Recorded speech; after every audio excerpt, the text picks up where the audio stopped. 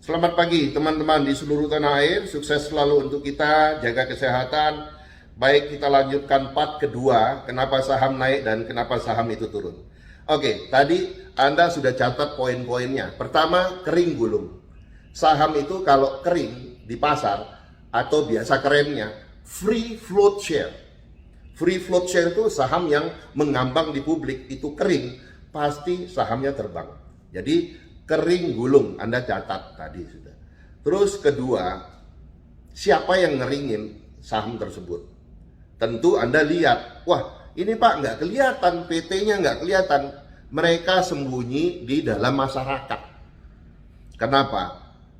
Kepemilikan di atas 5% harus dilaporkan. Dan di RTI kan akan kelihatan siapa pemiliknya. Nah, mereka bagi aja 3%, 2%, di bawah 5%. Jadi aturan yang baru harusnya 1% juga kelihatan. Jadi di RTI akan muncul semua. Nah, ini kita buat aturan 5% lapor. Ya orang Indonesia pinter, 5% lapor. Jadi 4,5% nggak perlu lapor dong. Dan 4% juga nggak akan kelihatan kan? Nah, itu.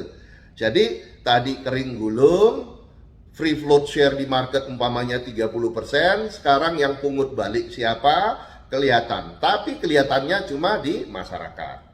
Nah, setelah terkumpul banyak, baru ngomong fundamental ini bagus lah, naik 7 hari berturut-turut, naik 10 hari berturut-turut. Setelah tinggi, baru jualan. Nah, jadi Anda juga sebagai investor retail itu juga harus waspada. Setiap saham naik itu pasti mau turun, bukan mau terbang gila-gilaan. Ya, Anda ingat dulu zaman bumi terbang sampai 8.000 perak, setinggi-tingginya 8.000 perak. Akhirnya kan rontok juga. Jadi kalau kita sudah ngerti kenapa saham itu naik, bergerak, turun, stuck dan lain-lain, ingat, lihat saja komponen yang digerakkan tadi, free float share tadi. Kalau free float share-nya 30% itu udah mulai kering, pasti terbang. Masalahnya kita nggak tahu siapa yang ngeringin itu. Apakah emitennya sendiri dalam konteks buyback? Dalam aturan, emiten tidak ada masalah buyback, tapi harus melaporkan bahwa dia buyback sahamnya. Ya, ataukah investor baru. Nah, problemnya itu kadang banyak juga investor retail ataupun lokal yang mau pungut banyak, tapi nanti kalau kebanyakan diperiksa juga ya. Jadi akhirnya orang kita ini ya cari akal, pinter ya, kalau menurut saya pinter. Nggak boleh 5%, bikin 4%, 4,5% ya.